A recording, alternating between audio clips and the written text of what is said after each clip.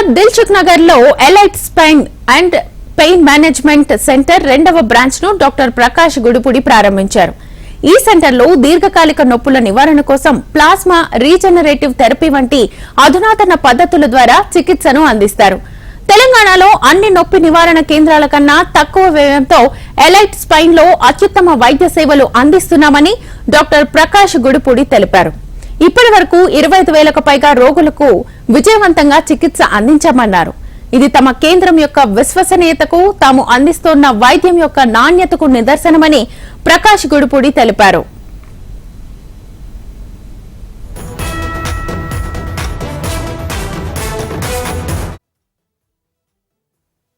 ఈరోజు శుభదినం ఏమనగా ఈ ఎలైట్ పెయిన్ మేనేజ్మెంట్ సెంటర్ 2వ బ్రాంచ్ దిల్సుఖ్ నగర్ నుండి ప్రారంభించబడింది. ఇది ఫస్ట్ బ్రాంచ్ మణికొండలో 2018 నవంబర్ లో స్టార్ట్ చేసినామండి.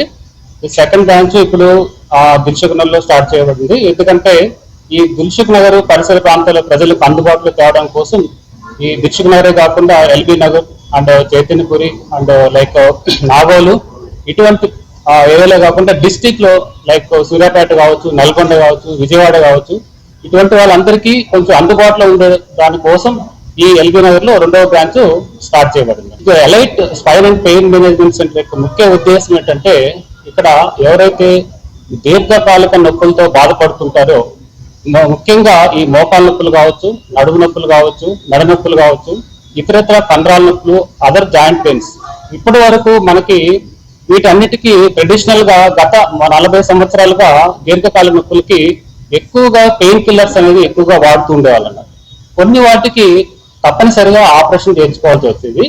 కొంతమంది ఆపరేషన్ చేయించుకోవడానికి ఇష్టం లేకుండా ఈ పెయిన్ కిల్లర్స్ అనేది ఎక్కువగా విరివిగా వాడుతూ ఈ పెయిన్ కిల్లర్స్ యొక్క సైడ్ ఎఫెక్ట్స్, ముఖ్యంగా ఈ కిడ్నీ ఫెయిల్యూర్స్ తో అంటే లైక్ సైడ్ ఎఫెక్ట్స్ వల్ల ఎక్కువగా ల్యాండ్ అవుతుండేవాళ్ళు.